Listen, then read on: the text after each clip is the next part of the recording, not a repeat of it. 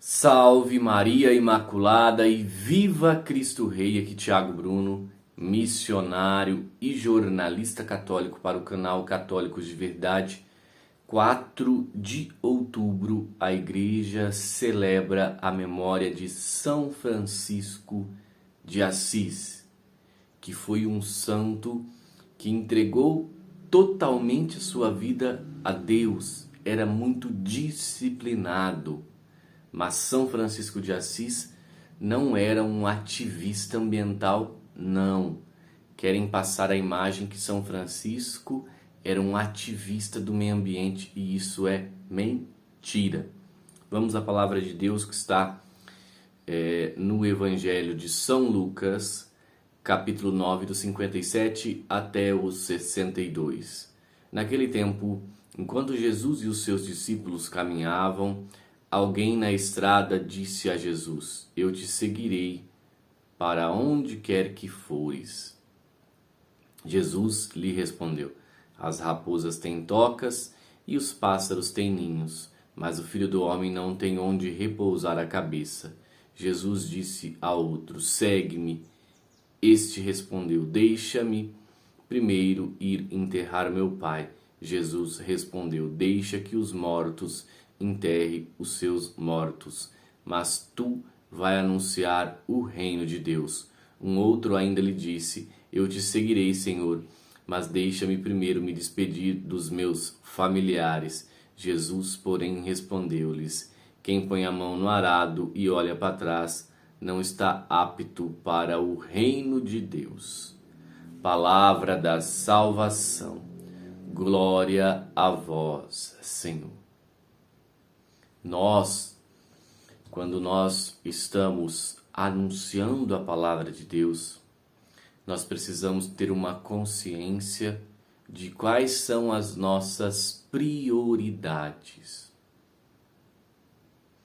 Se as nossas prioridades não for Deus, se o centro da nossa vida não for Cristo, estamos errados.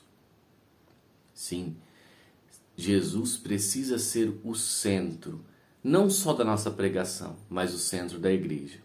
Então, por isso, nós temos essa luta grande contra a teologia da libertação. Justamente porque a teologia da libertação tira Jesus do centro e coloca o pobre e o social. Não que não seja importante a nossa caridade.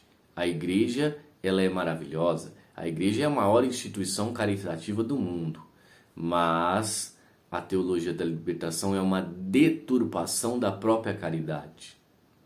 Eles deturpam a caridade, utilizam a caridade como um instrumento para o seu projeto de poder revolucionário.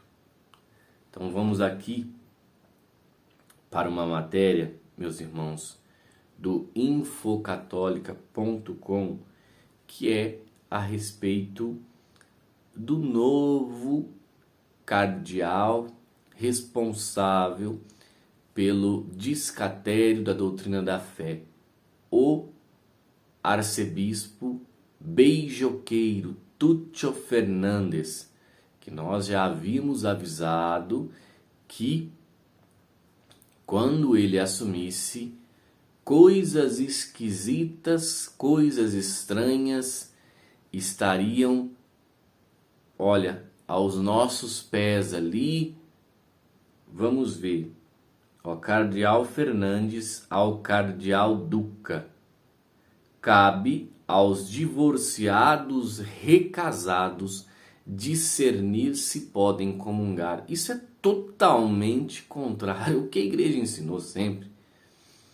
Então, ele, já está colocando as cartas na mesa e as manguinhas de fora com a sua teologia deturpada, diferente do que a igreja sempre ensinou.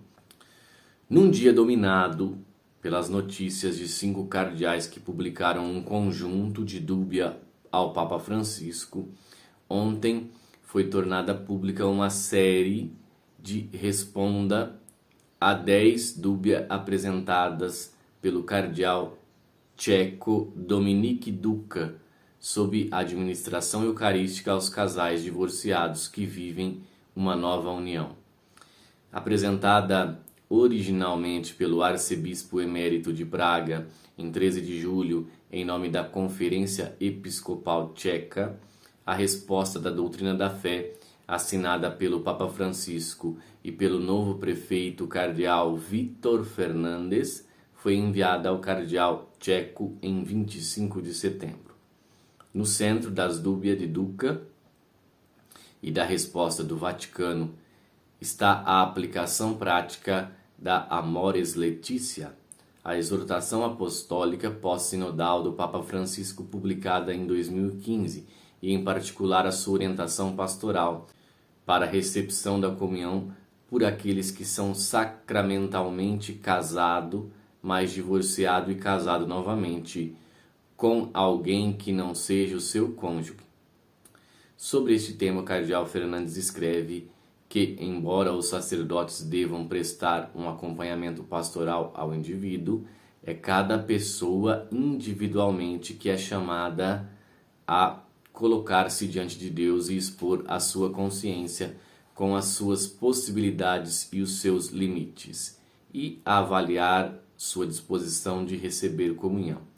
Esta consciência, acompanhada por um sacerdote e iluminada pelas orientações da Igreja, é chamada a ser formada para avaliar e dar um julgamento suficiente para discernir a possibilidade de acesso aos sacramentos.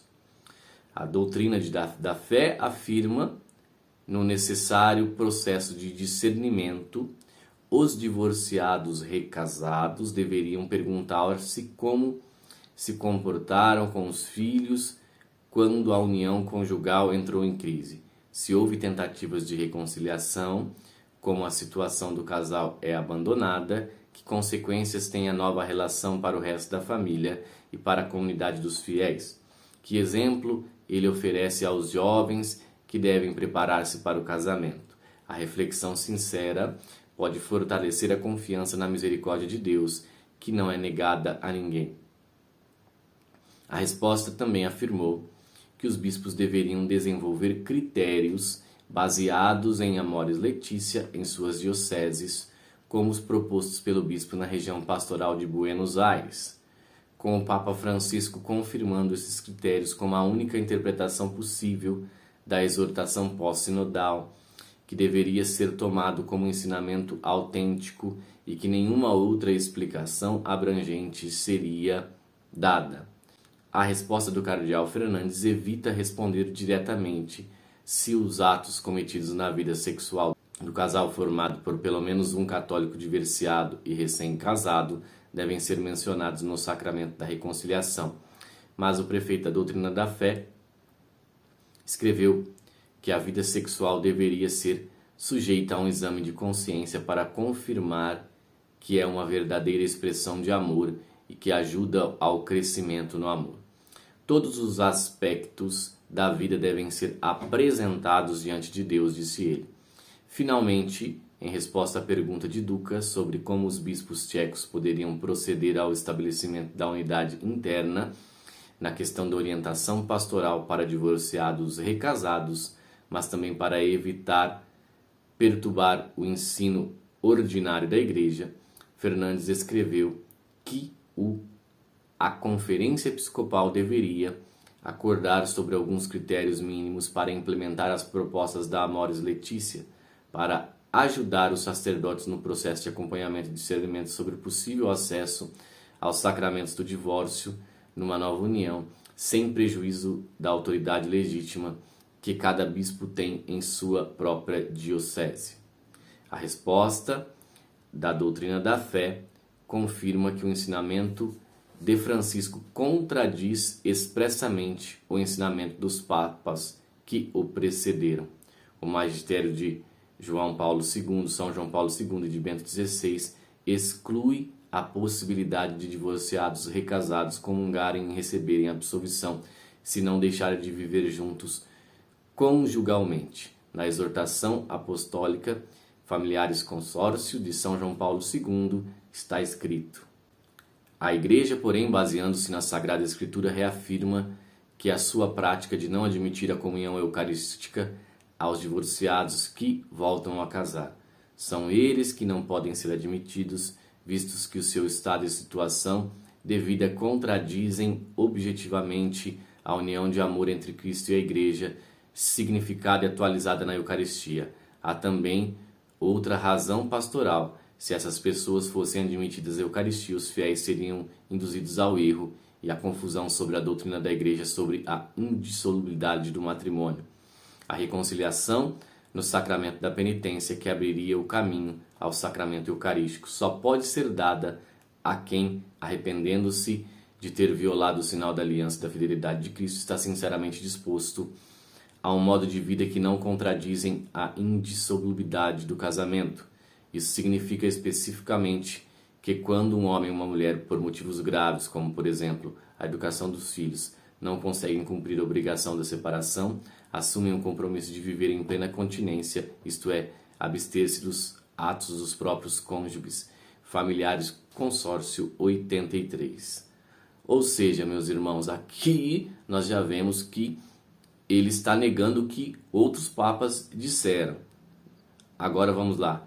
E Bento XVI, na Sacramentum Caritatis, o Sínodo dos Bispos confirmou que a praxis da Igreja fundada sobre a Escritura, Marcos 10, 12, 2, de não admitir os sacramentos aos divorciados recasados, porque o seu estado e condição de vida contradizem objetivamente essa união de amor e Cristo e a Igreja, que é significado atualizado na Eucaristia. A preocupação pastoral deve ser evitada de ser interpretada como contraste com a lei. Pelo contrário, é preciso, a partir do pressuposto de que o amor à verdade é o ponto de encontro fundamental entre o direito e a pastoral. De fato, a verdade nunca é abstrata, mas antes está integrada no itinerário humano e cristão de cada fiel.